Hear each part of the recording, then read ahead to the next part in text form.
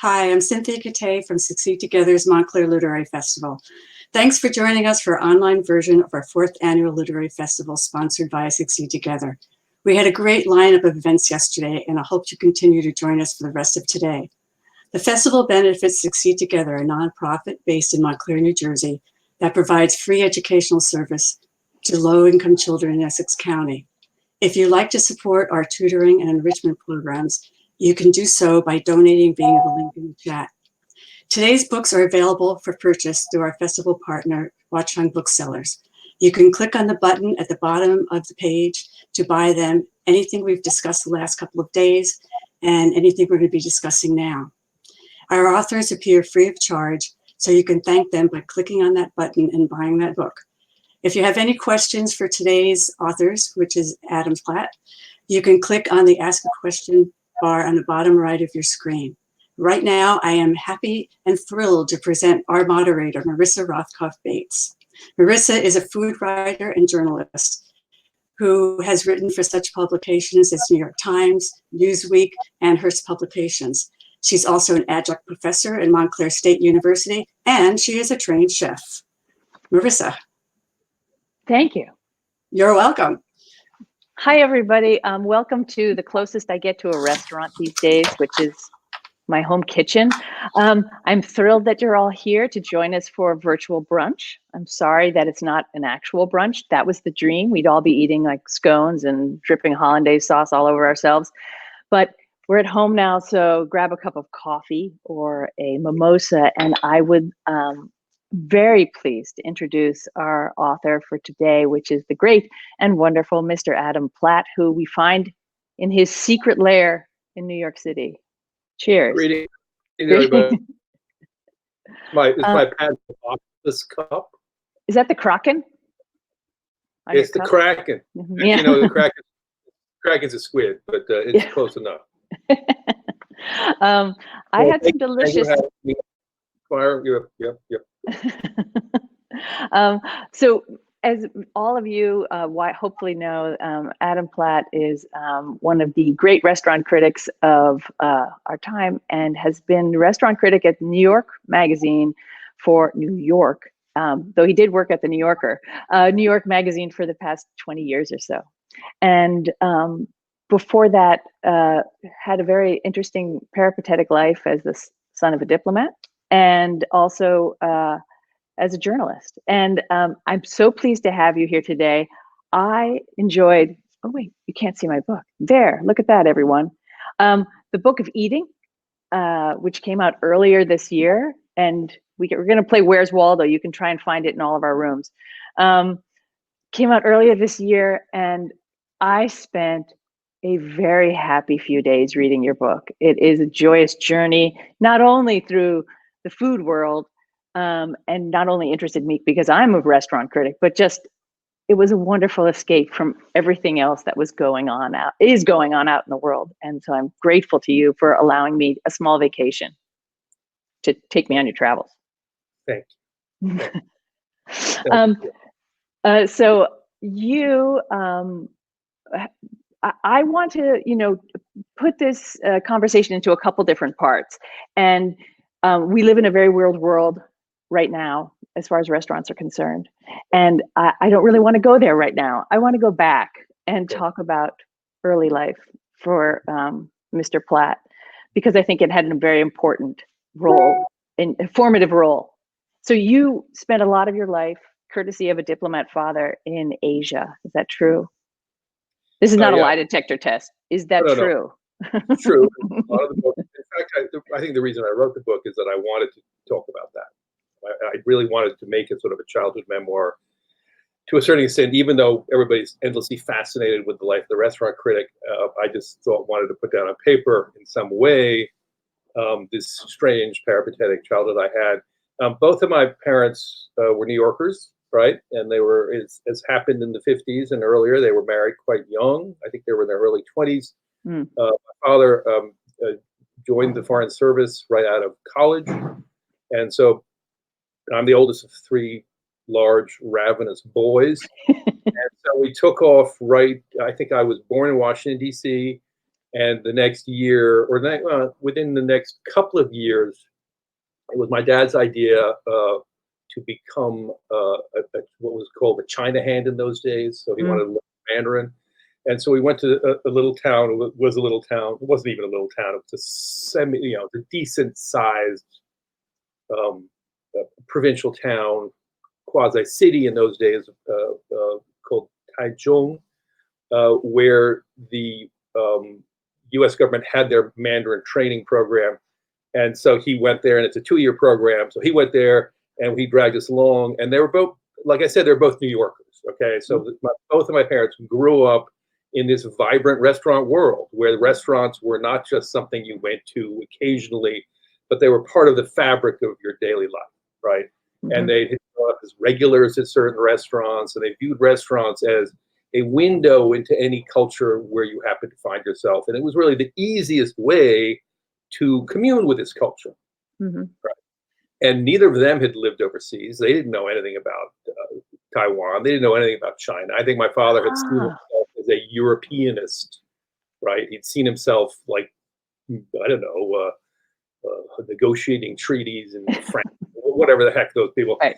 And the interesting thing is that this is sort of inside baseball, but within the Foreign Service, that a whole generation of China specialists had been purged during the McCarthy hearings. So there was, if you were young and ambitious, and he was advised by a colleague, he said, like, everybody wants to write treaties in France, but this is an open field. So if you're interested, you should try it. Anyway, so we found ourselves at a young age, and I describe it all in the book, living out in Taichung, and my parents, one of their instincts was, let's go eat. Let's find a place to be a regular. Let's find that old red sauce joint on the corner of 86th and 3rd. Like, where is that place? Right. So they took us. We went to all the markets, an open market, all these weird, delicious delicacies. And of course, remember, this is the mid to early 60s. So it's not a great culinary era in the U.S. Everybody's eating TV dinners. They're ingesting casseroles. They're like, it's not a great time. So this was like a wonderful, it was like moving from a black and white home movie to a vivid, colorful, palate enhancing Disneyland, really. Markets. And I described it as dumplings and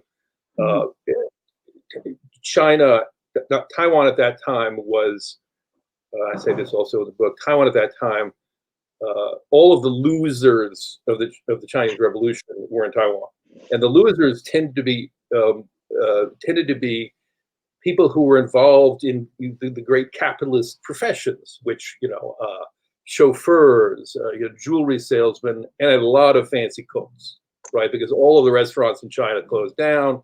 Many of the most talented chefs were refugees, and the first place they would go usually was to Taiwan. And so Taiwan was a hotbed of regional Chinese cooking. And so in these towns, in these cities, you could get Peking duck, you could get Sichuanese food from the west, you could get food from Xinjiang. Further west, you could get northern Chinese food.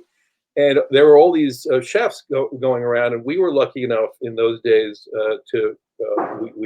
we had a family, a chef and his family who lived with us, and he was a man named Lao Yu, and Lao Yu, Mr. Yu, we called him, was from Shandong, which is the northern province of China, and the northern Chinese food is much of the stuff that we associate with Chinese cooking, the Peking duck, the grilled lamb, the crispy bottom scallion dumplings, lots of noodles. And so he would cook those for us at home, and we're like, oh, this is fabulous.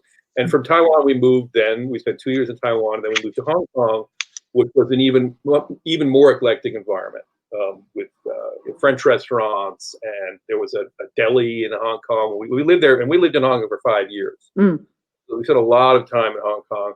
And we would go, my parents again, restaurants, here we go, let's go, to the dim sum place, let's go to the Sichuan place. And in each of these places, my father especially had a regular restaurant in New York place called Giovanni's on Madison Avenue. I think it was in the 60s. And that was where his family had always gathered. Mm-hmm. You know, his family of New Yorkers had always gathered. They went to the Oyster Bar. They went to other places. There were various delis. There were Upper East Side. There's various delis they went to in the Upper East Side. But Giovanni's was their family restaurant. And so my dad was always trying to find a family restaurant. It had been a Mongolian barbecue, which was we can talk about Mongolian. Taiwan was full of all these famous fusion plates. You know, the Shanghai soup dumpling was actually popularized in Taiwan. Was not popularized in Shanghai. General Tso's chicken, the great carry-out delicacy of New York and the world, was a Taiwanese invention. And Mongolian barbecue also was a mix between Japanese teppanyaki, which is the grilled cuisine, and you know, the old style really lamb beef barbecue that was popular in northern China. So it was a mixture of that. And there was a place we went in Taichung, wonderful Mongolian barbecue. And in Hong Kong, we had a bunch of restaurants we went all the time. So anyway, this is a very long-winded answer to your question about eating was something that we did, our family did as a bonding experience, something we did to try and get a sense of communing to the culture in these strange places where we found ourselves. And it was also, as you know, we became, as people who do live overseas, you often become obsessed with eating and going out. And so we were obsessives from a very young age. I felt that after reading the beginning parts of your book, that one, I needed to go out and eat Mongolian barbecue right away. Because you do seem to like use it as your sort of, as they say in German, your Stammtisch, you know, the place where like, this is our place to go. We're going to get that. As well as you go to Mr. Yu's house after school, right? No, he lives with him. He lives with you. So, but there's a fantastic photograph of you and his wife, him and his wife feeding the 3 fat boys after school. And in our backyard. In our backyard, we lived in this. We lived in an old Japanese house. Japanese occupied Taiwan for a long time. So we lived in this old Japanese house with paper doors and tatami mats, and on the outskirts of town, you know, amongst rice paddies, very romantic. We'd be picked up in this. We went to a school at a local church where they spoke Mandarin. So me and my brother would just sit in the back and like wait for our next meal. Although by the time I lived in Hong Kong, we could speak Mandarin and Cantonese, but for a while, then we lost it. But so we'd sit there dreaming about what we could eat, and we'd come home. We drive through the rice paddies. It wasn't a school bus. It was like a school bicycle bus, full of cab, and then we would be pedaled. Not just us, but all these other kids, pedaled by this wiry gentleman through the rice paddies to our church school, and then he'd pedal us back, and then for lunchtime, and then it was a nursery school. Then we'd have lunch, and he would cook, Chinese home cooking for us. It was like family meal, family style. But again, I'd never, fried rice. I'd never had fried rice, and I'd never tasted soy sauce, and we'd make dumplings back there. We learned to make use chopsticks. He had a wonderful dish that in those days, this was the Cold War, and it was crispy rice, which you fry. You prepare it in some way. It's puffy and crispy, so they're blocks of hot, sizzling crispy rice, and you pour this red, sweet, and sour sauce on it with whatever, shrimp. I think it was a lot of seafood in it, shrimp. So he poured it from a height, and of course the crispy rice would go crackle and steam, and he called it bombs on Moscow. I think it's got a different name now. And then you eat this soupy, crunchy, sweet and sour, fresh shrimp, and it was like my God. So this was his home cooking. I was like, what's wrong with that? Nothing is wrong with that. In fact, and it was sort of a gift, and it was a wonderful thing. And yes, the book, there are pictures of us in the back, eating with his family, him and his family, and that's just how we, especially at lunchtime, that's how we eat. It sounds like a dreamy life as far as I'm concerned. So you came back to the United States, and suddenly American food was the intriguing food to you. Not really. It wasn't that intriguing. Yeah. Yeah. Yeah. I mean, we went back to, these government people are shuttled all over the world, and they always end up back in Washington, D.C., which in those days was sort of a provincial suburban town. It sort of is still. There's a lot more money in D.C. now than there was. And we, lived, we went to the local Safeway, and we ate hot dogs, and, we ate sub sandwiches. And one of the things about, this lifestyle sounds dreamy and dramatic and wonderful, but it's also very dislocating. Mm-hmm. You're a kid, you want, like, we never had attics filled with worn footballs that we'd thrown around for 100 years. We didn't grow up in the same, with the same backyard in Montclair. We were always being shuttled around. I think I went to something like 10 schools during my career, including college. And so it's also it's not a trip to the beach. You're always readjusting. And of course, as you know, food is one of the great comforts and crutches when you're Mm-hmm. dealing with this kind of, trauma is a little strong, but it can be sort of traumatic. You're Mm-hmm. dealing with that. And so, as you know, in China, or Asian cuisines, it's all been thought out it's been thought out over thousands of years. You don't eat a lot of protein, you eat a little carbohydrate, you eat a lot of vegetable, but you can eat in volume, right? Mm-hmm. And you get back to the U.S. and you have all these fatty foods. My mother used to put giant bowls of Pillsbury biscuits for breakfast, bowls of sausages, and then scrambled eggs. She was like, again, she's the mother of these quite nutty kids. She's just trying to make everything okay. And the one thing you do is feed them, and we all got fat. Like, we all grew to these fat size, and because we were eating in this sort of Chinese food volume, right. But much more caloric, much more. And so, but again, we did the same thing. My father's attempt at a regular restaurant in China. We had two. One was actually quite a famous Chinese restaurant on Connecticut Avenue called Yenjing Palace. I don't know if you know China. But Yenjing Palace is where Henry Kissinger. Yenjing Palace is where all the diplomats went, and it had this classic ye olde Art Deco, sort of neon interior with fake booths and round moon mirrors. And we also went to another strange but very indicative New York, Washington restaurant, which is called Blackie's House of Beef, which was like a steakhouse. We never had that kind of steak. And Blackie's House of Beef was where Herbert Hoover hung out with his cronies, drinking martinis till late hours. And so those were the two places we tried to go. And they weren't quite like our favorite restaurants in Hong Kong and Taiwan, but they weren't bad. Right.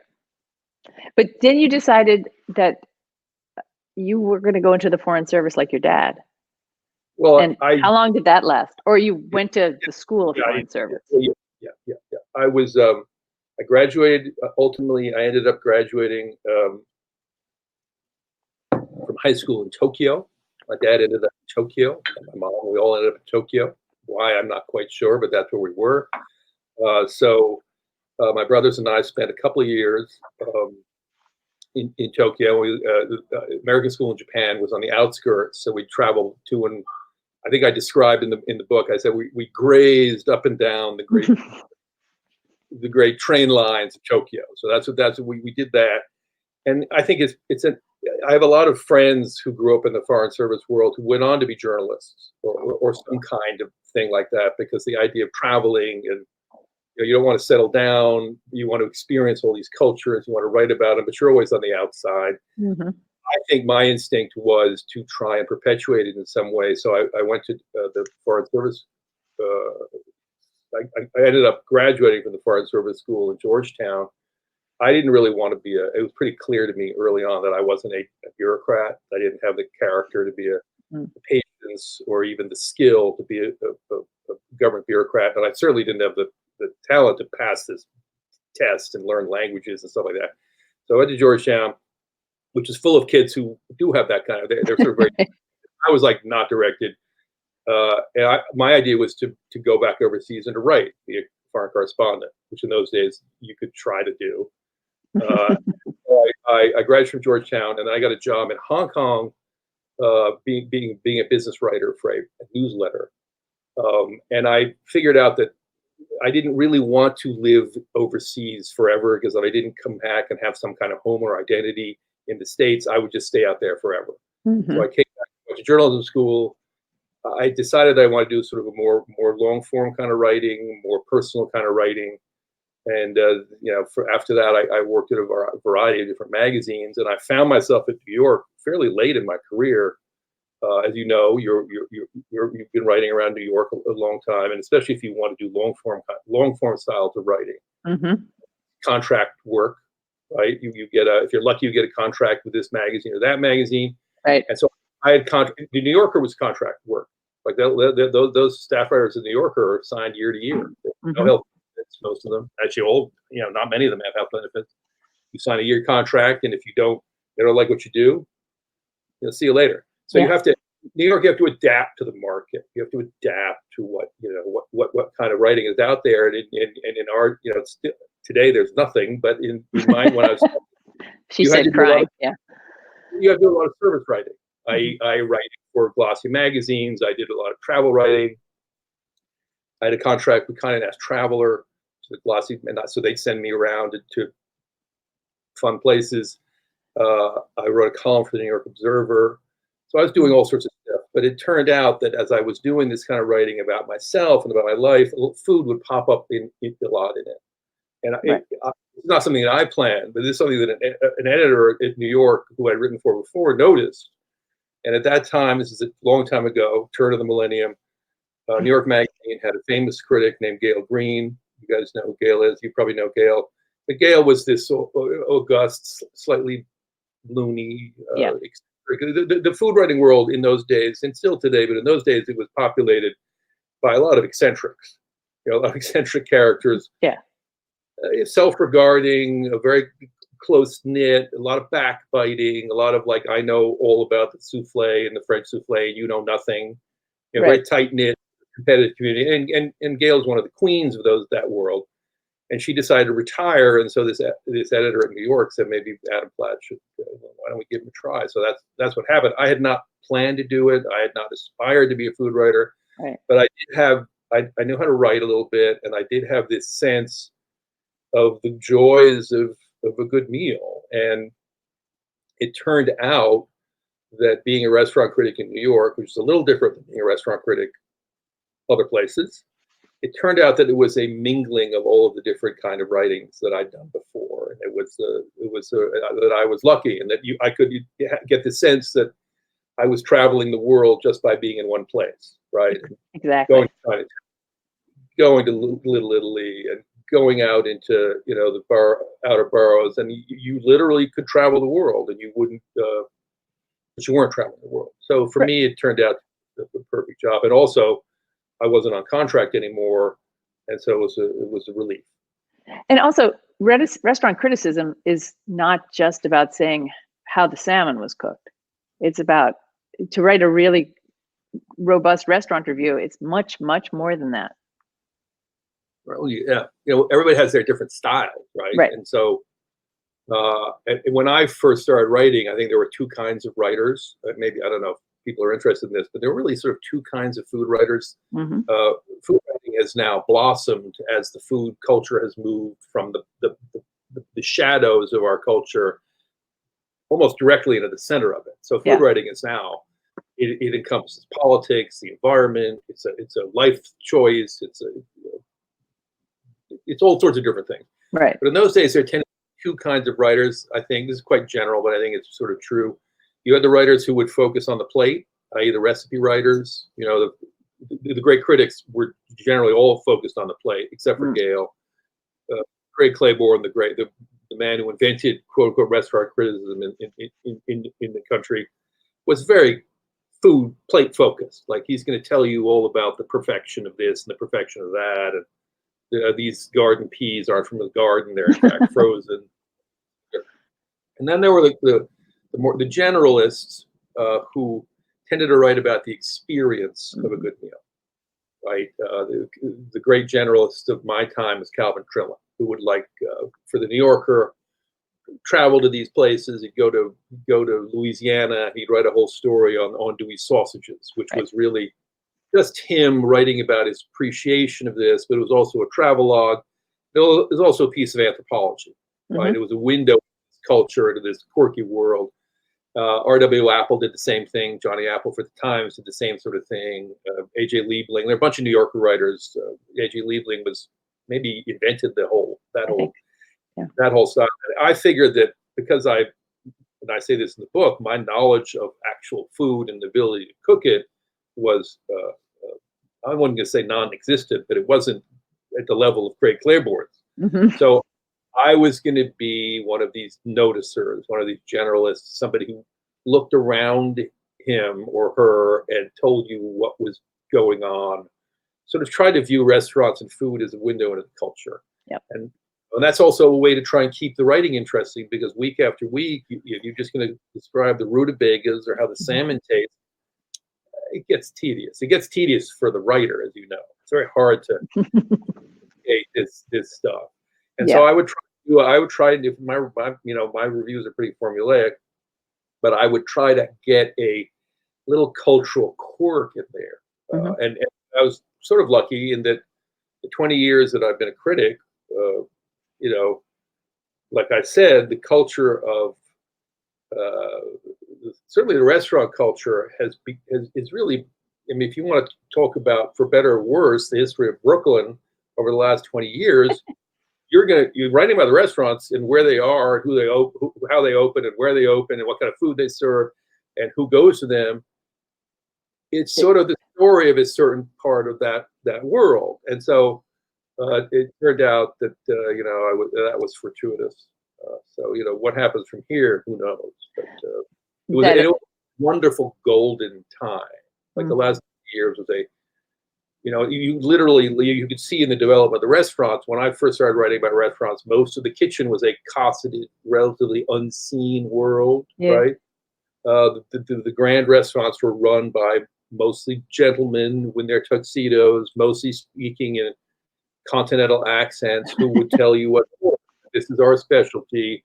Everybody's slavishly eating souffles, and everybody's and you had this sort of very mannered stage set, and thanks to a variety of things, thanks to the internet, which basically rolled a grenade into that whole world, thanks to a new generation of diners who were younger than me, who I would call them, say this, I grew up on TV dinners. They grew up on Starbucks.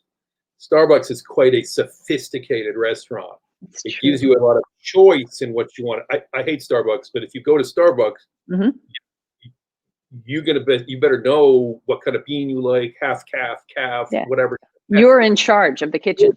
You're in charge of Starbucks. They want you to be in charge. And also, it's just coffee, right? But they want you to take an interest in this little world, and they're right. And so if you grew up going to those places, you want that kind of control in everything you eat. You want to know about the ingredients. You want a certain amount of simplicity. You don't want a lot of flummoxy waiters, BSing you all the time. You want to make your own choices. And that's what this generation, propelled by the internet, which gives you all these choices, and propelled by this new generation of cook chefs who literally, the trendy restaurants, literally the kitchen moved from the shadows into the center of the dining room in a lot of places. Like there's their own kitchens, right? And they're cooking the kind of stuff, the whole farm to table movement. These were the ingredients that chefs liked. These were the things that chefs like to talk about in the old days when they were sitting in the back, right? Where do I get the Ricola ramen? What's in season? What's my best knife? Pork. Chefs are always obsessed with pork. They beef, pork. They love pork, right? So here comes the pork obsession. And so the chefs the Pied Pipers for this kind of stuff were David Chang, obviously Tony Bourdain, who brought that chef culture again to our attention. And he took it all over the world, right? And so that these kids were not kids anymore. They followed him, right? So they ended up leading this kind of life that I had unwittingly led as a kid, and writing about it, and so the whole world became much more eclectic, simpler but more interesting. There's a lot of interest in doing things. Like the last 20 years have been, the golden age of pickle makers and brewers, the golden age of butchers, and the golden age of distillers. So it's been that all happened in these 20 years. So, I could sort of see it. If you follow my reviews, you might be able to see it. Yeah, I mean, your reviews create a timeline of like food culture in New York City, right? Sure. Yeah. PhD could be written out of your. Maybe not. Certainly a raggedy memoir. Certainly you could do. A very delightful memoir. Right. A lot of people look at the job that we have, the job you have, as if you talk to somebody sitting next to you on a plane, they're like, "You do what? Oh my God, that's the nicest job in the world. You're so lucky." I've always wanted to be a travel writer. I've always wanted to be a food writer.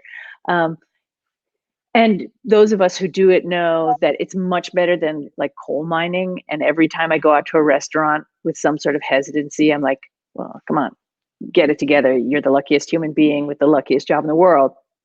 But it's, I think you use the word bilious a lot in your book. I mean, probably as much as any like Victorian like book of gout remedies I've seen. That's on an equivalent Right. scale of use of bilious. And I get that. I have Tums.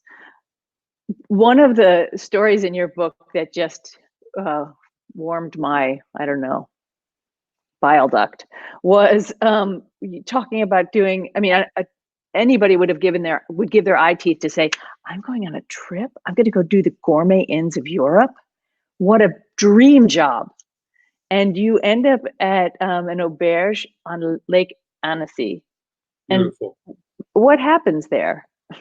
So this is in fact there's an article of Conde Nast Traveler, and we're going to send you to the great auberges of Europe. These are places. Auberges are little inns and beautiful places, and these are going to be restaurants. We want you to find them, auberges which are famous for their food. And so I did a lot of those kinds of stories for Traveler where you arrange it in stages. So I picked 3 restaurants, 3 little auberges, one in Spain, one in England, and this one, which was, I think, the crescendo of the piece in Lake Annecy. And so by the time I get to Lake Annecy, and I'm with Mrs. Platt, who was like, she's a civilian, she's like, well, this sounds fun. This sounds like a good time. I'll go. They're paying for it, right? By the way, and these rooms are all for 2 people, so it's all what could be wrong with that? Mm-hmm. So the Lake Annecy, who was the chef? What was it? Oh, the chef's named Marc Verrat. Marc Verrat is a brilliant French chef. In many ways, way ahead of its time. And Lake Annecy is in the Savoie region of France, so it's up in the hills. Lake Annecy is a beautiful, long turquoise lake. He has this beautiful auberge overlooking the lake, and he's famous. Verrat is famous for his potions, right? He was doing, foraging stuff. This is in the early aughts. He was doing foraging stuff before the Norwegians, while they were still chewing on herring in the dark, right? Verrat was doing this, and he was a very like some genius chefs. He was somewhat cuckoo. He was very. He was an artist, so he had this real, he had this artistic style about him. He wore dark tinged John Lennon glasses. He wore this conical weird hat, which in the old days the Savoyard farmers would wear in the fields. So he was doing that. Pale complexion, like most chefs, because they're always in the kitchen all the time. And he was, he was a curious character. He also, I interviewed him through an interpreter, so that made it even more curious. Anyway, so what happened to get there? We're bloated. We've been eating 9 days, and as I say in the piece, when you're doing one of these travel food, there are various ways as a critic, as you know, that you can not bloat yourself. You can pace out your meals. You can take naps. Often, when you're traveling and doing a travel story, on these stories, you're trying to suck up as much information as you want, as you can. So you're going to places that you might not even write about. So we would go to places just to Lake Annecy's filled with famous restaurants, famous for the chicken, famous. So we checked out some of these and some of those and all that. And again, my wife is like, I don't know. She stopped eating a long time ago. But he was a professional. I was like, God, and they had this wonderful, this lake at the Auberge. I still remember they had this beautiful breakfast, which was laid out on a butcher board, all of the delicacies of the Savoie region, saucissons and country eggs cooked up as omelets, all, delicious cheeses, all these famous, and I was like, I just went, and then I interviewed Vera. I had lunch there. Okay. I had lunch. Beautiful by the lake, steamboats going around, delicious potions, these herbs that he boiled down for days that tasted like God knows what. He was famous like for butter. That was his thing. There's a lot of butter in that kind of cooking. Sure. He said, I'm not using butter, so he used oils and olive oils and all these potions. It was still insanely rich. It was everything had been cooked down to its essence of richness. That was delicious. And then I said, I'm a critic. Actually, I don't even know if I was a critic at that point, but you want to have the whole menu. So I was talking to him in this halting way, and he was making no sense. Then I said, by the way, we're staying for dinner. And he's like, Monsieur Platt, haven't you already had 2 meals here? I said, he yelled at me what he said. And also the woman on the phone when I made, not the woman, the person on the phone when I made my dinner reservation, she goes, I'll give you a reservation, but I don't think it's a great idea. Given how much you've been in. Certainly my wife was like, I'm not. And I have no memory of that last meal. Anyway, so yeah. Travel writing, especially that kind of story, is fraught with the kind of stuff that nobody has. You have no idea the kind of things the kind of punishment you have to take. It is. It's like, and it's a marathon. Well, there's no escape. You can't get out of it. You've got to get as much information as you can, and you can't get out of it. And I write about it in the book also. Like I did one of these tours of Tokyo, and at the end of it, it was another piece for another Condé Nast. But my editors in New York found out I was in Tokyo. I actually didn't want to necessarily tell them I was in Tokyo, freelancing. And they said, hey, we hear you're in Tokyo. Why don't you do this other story? So I ended up having to write about eating poisonous fugu fish, which was another whole other thing. So that was on top of what I'd already done. And, it takes a certain. Yeah, I mean, I have notes in front of me, right, that talk about auberge from your book. And right. I don't think on one page I've ever had written blurred vision from soup dumplings, fugu sperm sac, and pork bloat, right? But it describes your life as much as anything.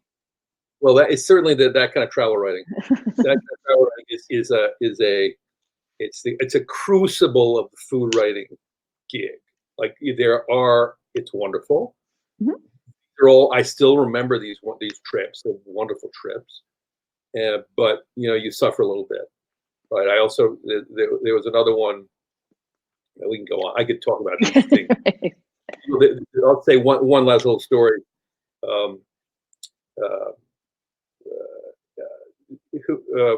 Ferran Adria, who's the most famous chef of his day in the early aughts. His famous restaurant El Bulli, which is on the Basque coast near Barcelona. He closed it with great fanfare a while ago, and all of the food muckety mucks went out there and sang his praises and did their de rigueur.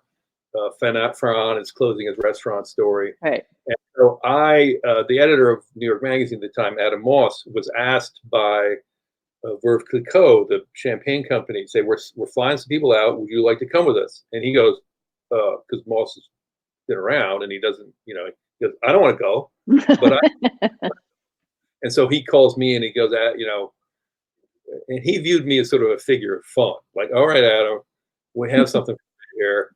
And so he said, you go on this trip. And it was a very condensed, it was like 4 days. It was like a weekend. And it was, again, wonderful and memorable. But you started drinking champagne when you hit the ground. And you kept drinking champagne. And I get gout not because I drink a lot of wine, I'm just prone to it. Gout is actually a hereditary disease, unless you just go crazy and drink a bunch of wine. bunch of, eat a lot of beef, like you're an old British lord from the 17th century. Mm. But if you have a certain high acid content in your blood, you're prone to gout. My grandfather had gout, and I had doctors early on when I was just a regular civilian go, when I'm in my 20s, they said to you, have you had gout? I go, no, I don't even know what gout is. You get ready. Anyway, champagne. And so I, on this trip, I got it's first time, it's flaming case of gout. My big toe blew up. I'm hobbling around with the rest of these food hacks. Our meal was staged. They flew us from a helicopter from this fancy inn, from a helicopter into this remote restaurant. It was it was absurd. The whole thing was absurd. I got gout. Friend Andrea turned out, again, not to be that interesting, and he doesn't care. He's like, it's a huge corporate event for him. Right. And I wrote that, and I think the story was like last flight of the food hacks or something. And I, acting like a food hack, I tried to write the story as a sort of a satire, but nobody believed that. So they were just like attacked me. Yeah. And I got gout. See, it's not all dreams. I think no roses and creams, as they say. No, it isn't. And sorry, go on. My other, like, I have all sorts of other things, other disease, other ailments and maladies which come from eating too much. So I'm prone to them too. Yeah, I recently saw my cardiologist, which I now have, and she said something to the effect of, like, you don't have blood, you only have butter running in your veins, and like prescribed me statins, that sort of thing. And then I said to her something like, well, I am a food critic. And she's like, and I was like, and I did just spend the last 3 months reviewing bakeries in New Jersey. And then she was like, oh, honey. And she's like prescribing lots of statins. Anyway, there are so many things to talk to you about. Unfortunately, they limit our time, even though I feel like you're in my house and we could talk forever. I want to ask you a few quick questions before we open it up to the group of people who are also in their homes. One quick one, which is is a pet question of mine, which is, as a restaurant critic, is there a role for restaurant critics in the world of Yelp? I think maybe increasingly no. But my answer to that question, and it would be the answer, I'm a very traditional old style restaurant critic. And obviously restaurant critics are under attack from all sorts of fronts. Yes. I think I say in the book that restaurant critics were your, like, guided the reader through this strange, weird world, like, miners with shining, Ruth Reichel with, this is the perfect restaurant in California, this place called California, this is the perfect one. And then 3 weeks a month writing the story, and then it'll be published in the Times, and then everybody would go, oh, that's the perfect. In the era of the internet, that restaurant has been discovered years ago, and I mean, and it's a good thing. Nowadays you don't have to be in New York; you can be anywhere. The whole world is open to you. Like, I can look at and see what they're having for breakfast or lunch in Copenhagen. I like doing that. Yeah. What I would say is, for the traditional critic, and also magazines are all folding, the newspapers, it's a Armageddon for print media, also in the classic way. What I would say, my stock answer is this, like, if the publication that you're working for is, if you're lucky enough for them to pay for what you're eating, an expense account, if you're dining on an expense account, it means that you are not beholden to anything. That's right. It's just opinion, and your opinion is a measured opinion. Most opinions on Yelp come from they're perfectly valid, but they would come from one person eating somewhere one time, and then they write an intemperate review. And I think I think this. I've talked about this in the book. A restaurant criticism is highly subjective, right? It's like your experience of a meal. It depends on your tastes, what time of day you're eating, where they put you. Is it a good table? Is it a bad table? Is the chef there? Is the chef not there? There are all these variables. And what you're trying to do as an old-fashioned critic is you're taking these into account. You really sort of make an argument. right? You're making an argument, and you've been around, so this is your readers know your taste. This is your argument, and my argument for the old-fashioned critic is that if you're trying to make these decisions, that very often a good critic, and this is not just, it could be a book critic or it could be a critic, my argument would be that in this chaos of the Yelp world, in this chaos of endless opinion and everybody's a critic, that it does help to have an occasional voice of, I would say, reason, an old voice that will just sort of tell you, this is my opinion. I've been doing it for a while. Maybe you value the opinion, maybe you don't. But this is, I think it helps to have that perspective if you're trying to make a decision, certainly in the restaurant world, as to whether or not, in the olden days in New York City, whether or not you want to spend $400 going to, the latest trendy, whatever kind of restaurant. Exactly. Which, by the way, when the restaurant opens, will be generally full of just endless praise and happiness, right? Yeah, exactly. So I think in your little neighborhood, when there's no, critics out there, maybe Yelp can be, Yelp's valuable, but I think, when you're talking about a lot of money, fancy restaurants, big ticket stuff, I think an old critic still can be valuable. I do too. And if any of my editors are watching, right? Don't you agree? Yeah. Yeah, it's good. I do think it's important to have that balance. I think one of the things I also glean when I'm reviewing a restaurant after I do all my eating and then talk to the chef is a much better picture of what the restaurant's goal was, right? And if you're the guy who just goes in and is like, damn it, the steak was $45. I shouldn't have paid that. But you understand where the steak came from, why they're charging $45. And you can share that with the reading and eating public. I think it performs a service that Yelp can't. This server was mean to me or whatever. It's like, I never, especially if you're doing a new restaurant, any chef will tell you, usually takes them 3, 4, 5, 6 months to figure stuff out. Critics are coming there relatively early. God knows Yelp reviewers are coming there relatively early. So I tend to, even, unless the service is egregiously bad, just tend not even to write about it. Yeah. And it's certainly in New York City, where they have these professional teams of servers going to opening restaurants again and again. I just think it's like, it's not something that I'm going to focus on, but Yelp, they focus on it endlessly. Yeah, I'll only focus on it if it provides some sort of humor to the piece. Yeah. Right. Otherwise, I don't think it's fair to these people who are sort of like, just trying to do their jobs. Maybe it's, they're doing their best, I guess, for the most part. Before we go to questions, coronavirus apparently is here to stay. I believe Dr. Fauci. I think it's here to stay. It's going to be here for a while. As we were talking about in the green room, I was in New York City last night and just kind of thrilled I was in the West Village at the excitement. There was a real, there were these like pens of humans eating outside of restaurants, and it was very jolly, and there were lights, and it felt exciting. And everyone was eating and enjoying themselves and wearing masks, and it all seemed very appropriate. But in about a month, it's going to get cold, and I worry what's going to happen then. Do you have any deep thoughts on the subject? I think nobody really knows, but I think my metaphor, and again, I'm a writer, so people pay me for my metaphors. So my metaphor for the virus and Corona, and for New York City, I think New York City is going to be more of a struggle in New York, obviously, than most places, certainly in the U.S.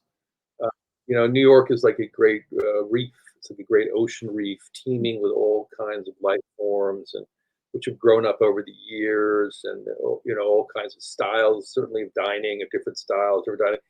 And this black tide has come through, which has scattered some fish, killed some fish, suppressed everything, and really brought everything to a stop. It's a calamity.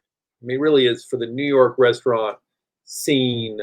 And we know I wasn't even aware of how. I mean, I knew that restaurants were a tough business, but you know, I don't think any of us were aware of just how tough, unless we worked in restaurants, Yeah. a business it is, even in the best of times. Given the rents in New York, you know, the profit margins are razor thin for the best restaurants. Right. Right. So, you know, that whole world just it collapsed. Now, I think in time, obviously, the tide's going to go away and things will return. But I think some of the great old fish won't come back. You know, the grand restaurants already in my neighborhood, the Gotham Bar and Grill, they said, we're done. We're not going to come back. Yeah. You see chefs like Dan Barber, the great Blue Hill chef. It's going to change his farm to table operation out in Westchester from a restaurant into a kind of a learning academy for that kind of food. Daniel Home at 11 Madison is like, he just, you know, he sort of shrugs his shoulders. There are these the thing about New York is that a lot of because of the top 50 restaurant list, a lot of the great, most ambitious restaurants don't even cater to New Yorkers anymore. They cater to people flying in from Shanghai or Dubai. Yes. They're astronaut destinations, and so that's their clientele. That's not happening for a while. Maybe a year, maybe it's not happening for a while.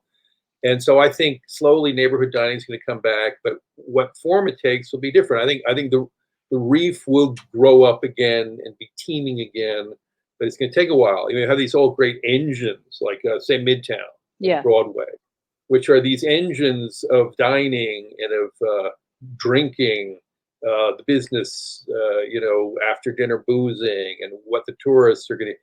That's a huge engine. It's certainly in Manhattan, and really for the rest, really for the city, that's a big engine and big source of revenue and a big source of employment. That's going to be much slower to come back than the neighborhoods, right?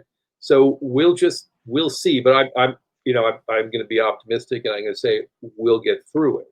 Mm-hmm. And I just did an interview. I think it's going to be out in the magazine on Monday.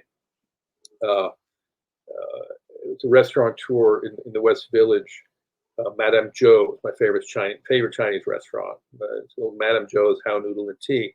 And Madame Joe owns 2 restaurants down in the village, and she runs 10 of them in China. Right, so she's had 10 restaurants in China, so she can see what's happened. Right, her restaurants in China closed down by the government late February, closed them down. They're all opening and running now, and many are at above capacity pre-COVID. Wow. Because there's and no masks, although the servers wear masks. Everybody's got their, this being China, these being the major cities, they've all got their apps. It says green, it says red. They can't sit down if they're all this stuff. And here, of course, it's been chaos. Right. Lower. But she said, I'm optimistic. I've seen how it happened when we reopened in Beijing, in Shanghai.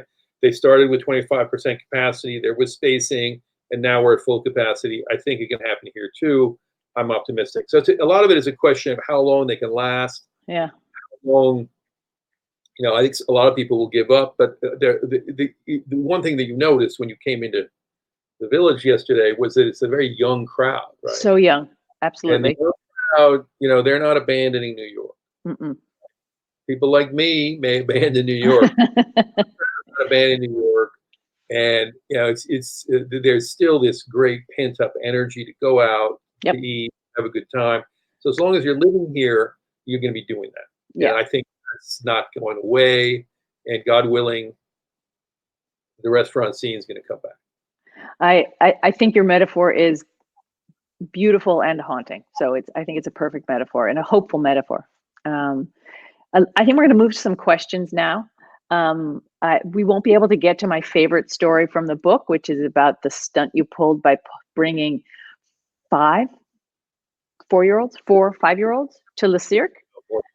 It was my daughter's nursery class. I think that's reason enough to buy the book, just to honor a man who is willing to do that. Even as a stunt, it was just a magnificent read that any parent out there will appreciate.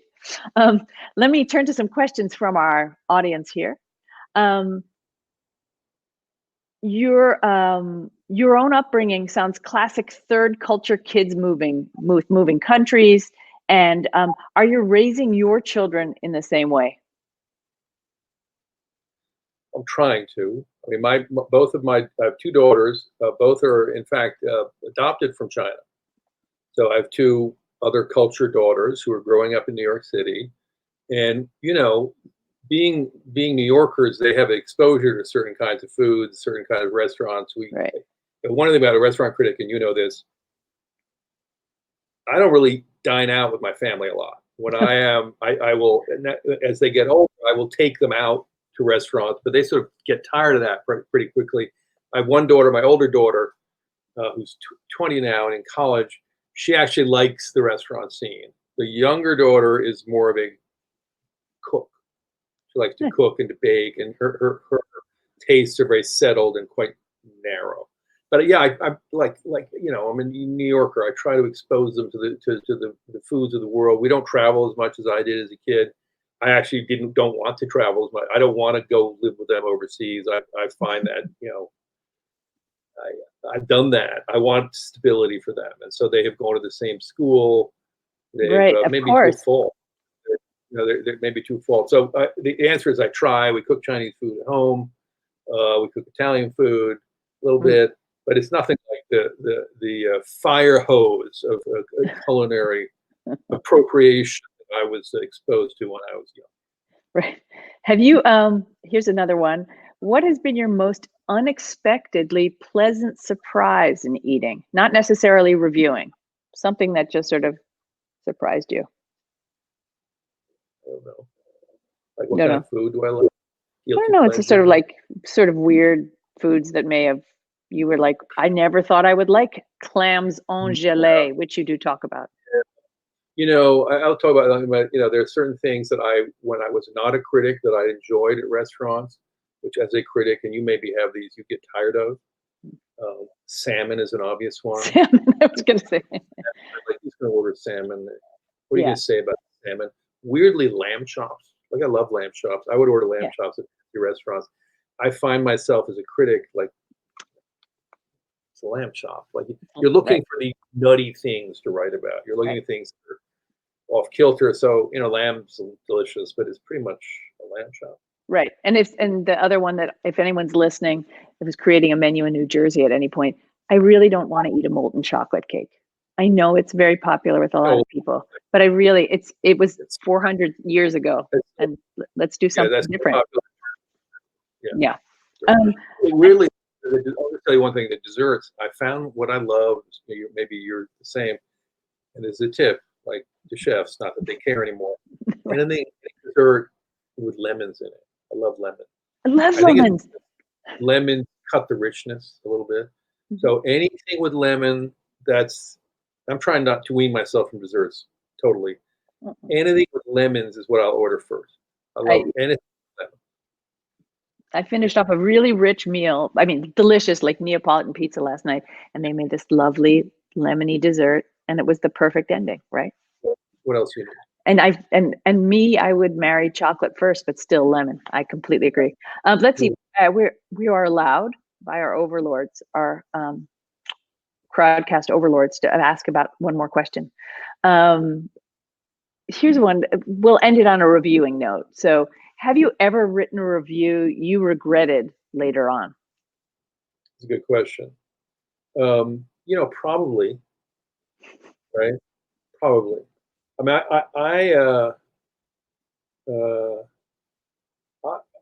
if you read the book, you'll find that I've not always been treated well by restaurateurs. No.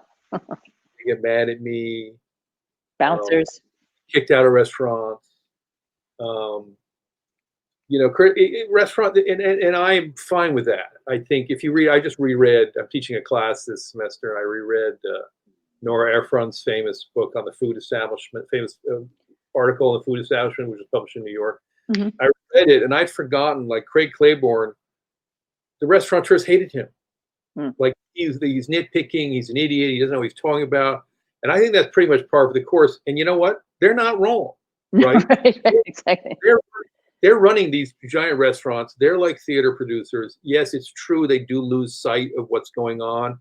It's also true that they should, if you have a guy like Claiborne or an experienced critic come in, especially early in your run, and write a criticism, it can be very helpful. Danny Meyer is famous for thanking critics. I don't know whether he means it, but our kids went to school, the same school, so I wrote a very tough review of Blue Smoke, his barbecue place. Yeah. I said it was ridiculous, whatever. I said all these things that one critics are supposed to say, and I'm this disheveled giant guy, and I was like taking one of my kids to school in my pajamas, and Danny comes up with his, big smile and his suit. He's all put together. I was like, oh no, here he comes, because I'd already gotten grief from all these other, Right. And what is he going to say? And he sticks his hand out and he goes, Adam, I want to thank you for that review. I want you to know we're going to do better job next time, and please come back. I'm like, thank you. And I was like, I gave a bad review for the next 5 years. Right. You're right about that. He's right. So there's some. I would say all reviews, and I get it also from diners. They go, I can't believe you like that place. That place is horrible. That place is silly. And I go, yeah, okay, you're right. I don't argue with them. Because like I was talking about, it's very subjective. Yep. And what we're trying to do is a little snapshot. And generally, my philosophy for bad reviews is that you give it to people who can take it. The old journalistic saw is to afflict the comfortable and comfort the afflicted. Yep. And I think that's a good model for critics too. Like Wells's great takedown of Peter Luger's last year. Oh my, that was brilliant. Yeah. I can't stand Peter Luger's. They treat you like garbage in there. The food is up and down. It's a madhouse. I totally agree with him. People went crazy. Like the Luger zombies were like, oh, that's a critic. That's his job, right? Is to tell you his opinion, and you just take. He's not saying don't go there. He's saying this is my opinion. You want to go pay $600 cash at Peter Luger's, which by the way is a cash only joint. Yeah, be my guest, but absolutely. I wouldn't do it. And so I say I try to do the same thing. And by and large, there are a few of them that I probably regret if I went back, but everybody survived. Mm-hmm. Everybody survived. Keith McNally survived. Yep. The Teresi boys survived. They're okay. They're okay. I'm the one who ate all the calories and is suffering now. Exactly. I'm the one with the enlarged liver or whatever my problem is. We'll be okay. Yeah. When people ask me like, where should I eat it such and so, you recommended it? I'm like, I loved it. Yeah. But it's your opinion in the end. I'll leave you with one more thing. I did after my book came out, and David Chang's career and mine are sort of the same. So I reviewed all his restaurants, most of them kindly. And he did a podcast with me, and I went on his podcast, and you do not understand the view of critics that the chefs have in the kitchen. There is this sense that you have this influence, and that you're going to move mountains. Now, critics, I don't think that world works anymore, but they think that, and he was just had this bee in his bonnet about Wiley Dufresne and how Wiley Dufresne was the great, we ought to do it. But anyway, how critics had stunted this great chef's career. And it's basically the ultimate critic, as you know, the ultimate critic is the public. It's the person with the credit card. Yeah. They're the ones who are going to close a restaurant. The Times can batter a restaurant. I don't think I can close a restaurant. The Times can batter a restaurant, but ultimately these places will close because people, or they'll flourish because people like them or don't like them. So they're the ultimate critic. We just sort of help people along. We've been allowed one more question, which is from one of our audience members. Are there any new trends in food that you find exciting or interesting? And I might add, or unpleasant. Now, there's only one story in the food world in this country, and that's a recovery. Yep. It's not a food story. It's not nobody care. I don't. I'm happy to be able to have restaurant food. I don't care. I know. And I was surprised. I've spent my family and I have spent the whole lockdown and quarantine in New York, and we've feasted on wonderful carryout dishes. It's so the trends, I think there's something about trends in the food world, because in the best times, when there's no, plague afoot in the land and you can all go to restaurants, the food media is just churning out trends. And I try to not talk about them or stay away from them or make fun of them, because it's just this endless, foraging and hamburgers. And the irony is that cooking during the internet age has gotten much simpler, right? These restaurants, absolutely. You're having ramen, right. David Shank, if you asked him, "Are you a great chef?" He'd go, "No, not really. You're doing my job." And he's swept up by this tsunami of, like he became the darling. He didn't seek it out. It's just this tsunami of media adulation, which comes with the territory when you're in the food world. And so I just try and stay away from it. And I think if something becomes too much of a trend, then it will become annoying. That's my philosophy, and it's time to make fun of it. I think I'm supposed to stop now. There's another face looking at me. Because I would like to talk more about the trend of Instagram, which I think has affected a lot of chefs. That's been basically the trend. It's like, I'm going to make a hot fudge sundae that is 75,000 calories. But also, chefs are doing an amazing thing right now with takeout food. I know in Montclair, especially, they're trying hard, they're innovating. And I think I personally, and maybe you agree, would say that was the trend to watch and to take advantage of. I know. And, God bless everybody. Anything they can come up with to make money at this point, I'm going to be in favor of. Me too. I think to keep their staff employed, to keep their world intact. I don't think this is. I think all critics are on this side. I think critics have suspended their haughty sensibilities. Yes. And that's just going to be the way it is until this is over. I agree. Thank you so much for spending time with us. Thank you for the wonderful book. And thank you. I recommend to everybody out there in Crowdcast land to just buy this book and take yourself on a little vacation. It's really worthwhile. Thank you so much. Thanks for having me. Thank you. I'm going to do some more thanks and thank both of you for coming here today. I really enjoyed it. I learned a lot and got very hungry listening to you guys. And just a reminder to echo Marissa is, for more wit and wisdom from Adam Platt, click that green button below which says buy the author's book here, and you can buy Adam's book here now. So please do that. And if while you're at it, you can also contribute to Succeed Together if you so choose, and donate to help us continue on with our enrichment classes and tutoring for low-income kids. At this point, we want to thank our festival sponsors, event partners, festival friends, volunteers, and festival staff, as well as everyone who has helped us put on the festival events the last couple of days. We have a couple more events coming up today and some more events coming up throughout the week. The next event is a 2 p.m. writing workshop on how to market your own book. And then at 4 o'clock, we have the terrific Christina Baker-Klein talking about her new book, The Exiles. And the rest of the week, there's going to be some writing workshops that you can join in with and register for on various subjects, just as like writing a sex scene for your next book. So if you want to hear more information about any of these ideas, and you can, for registration, go to our website, please. It's succeedtogether.org/Montclair-literary-festival and / again. So thank you all and hope to see you soon live next year. Thanks. Bye-bye.